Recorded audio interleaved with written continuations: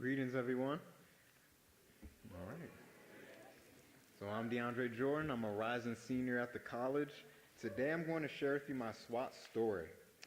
Um, First, I have to give a big thank you to President Smith and Dean Henry for giving me this opportunity. So I'll be walking you through my life from childhood to adulthood, and I'll explain to you how SWAT played an influential role at each step, especially once I joined this community as an undergraduate student like you all. I hope through this story I can show how the community has shaped me and the potential it has to change each and every one of your lives. It all begins one summer after first grade with a 5-mile ride from Chester, a small town nearby, to SWAT. I came here for a program called the Chester Children's Chorus. While I was not busy in rehearsal, I spent time engaged in other academic activities, such as one-on-one reading with volunteers from the Swarthmore community. Many of my childhood summers were spent on this campus interacting with staff, faculty, and other community members through reading and lab sciences. As a child, Swarthmore represented a positive and supportive environment. The time I spent with this community instilled curiosity and a love for learning in me. These positive memories of working with people,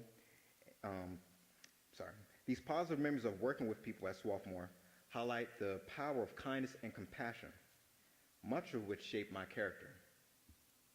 My mentors here were also role models who inspired me to help younger children through tutoring whenever I had the chance.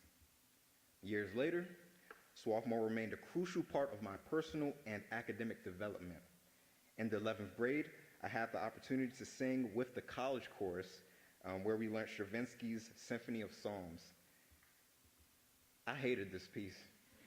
That it stunk. It was like this weird modernistic music of the 20th century. That was not my thing at the time. But despite the months of the discomfort and disdain for this piece, I eventually learned to take a step back and welcome and eventually overcome that discomfort, allowing me to appreciate what eventually became one of my favorite pieces. This was the first of many moments Swarthmore allowed me to learn and develop from discomfort.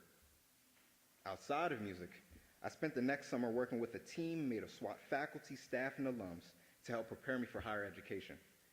Reminiscent of my younger days, I was shocked at the dedication and the care that the members of Swarthmore College showed me.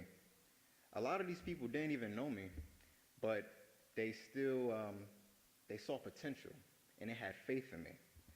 And they took the time out of their busy schedules to help me on a daily basis with writing, literature, and geometry. I'm grateful for their collective altruism, as it was a driving force that prepared me for my undergraduate studies here. At this point in the tale, my freshman self was sitting in the audience just like y'all, and I ain't gonna lie, at this moment, I thought I knew it all. I thought I had it figured out, and boy, I was wrong. But in some of the best ways, because this place had a lot to teach me. Up to this point, SWAT taught me how to learn, and over the past 3 years, SWAT has taught me how to apply what I learned. The challenging academics encouraged a shift in the role Swarthmore played in my life, fostering a constant reconstruction of self. Of equal importance, this place brings people who carry with them diverse background and perspective.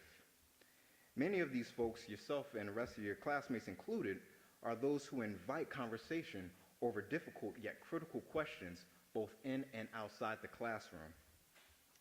As a first-year student, Swarthmore was a completely new environment that over the years shaped me in some of the best yet uncontrollable ways. This change was noticeable last year when I faced personal challenges. Initially, when I was dealing with these problems, I was trapped in this cycle that led to no solution and more frustration. As I took time for myself and deeply reflected in solitude, I realized the mistakes I made and the flaws in how I saw the world and my problems. This realization came through applying different theories I learned in class, such as model bias and cognitive dissonance. I remember like last semester sitting in a crumb with a scrap paper, just kind of like writing out stuff, grabbing concepts from like music, from chemistry, from psychology, and it all helped me make sense of my situation. In unimaginable ways, much of what I learned came together to help change how I see the world and approach problems. Looking now, it was clear that Swarthmore provided me many of the raw materials I needed to find myself. Discomfort experienced through tough questions in class and community discussions was a vehicle for this self-discovery. Like the Stravinsky piece, I was eventually able to understand the situation and then effectively approach the problem. By not welcoming discomfort, by not allowing myself to be vulnerable, and by not asking for help when I need it, I would not be able to make this progress. One of the most remarkable effects I've experienced due to this transformation of self is the transformation of my relationships with others. Many of my closest professors eventually became my partners. In research, I work with Dr. Lilia Yatsenik, and it is a true pleasure to be a collaborator on our projects.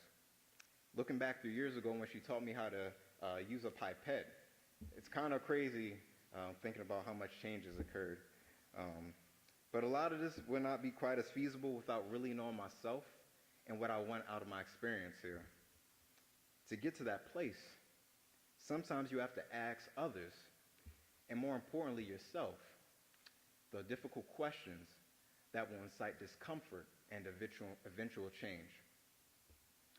There is true power in reaching out and asking for help when you need it, especially in a place like Swarthmore, where everyone from like the average Joe in the Ville to your professors, they love to help. The more you reach into Swarthmore and take all it has to offer, the more it will reach back to touch and transform your life. And it's not only a transformative experience for you, but for those you come in contact with. Professors get as much as they give in those moments when they can help students learn. Still today, when I take that 5-mile ride from SWAT back to Chester, I always remember that this type of community is not always guaranteed. While you are here for the next 4 years, embrace this community, immerse yourself, find yourself, because it is a true privilege. Thanks for listening.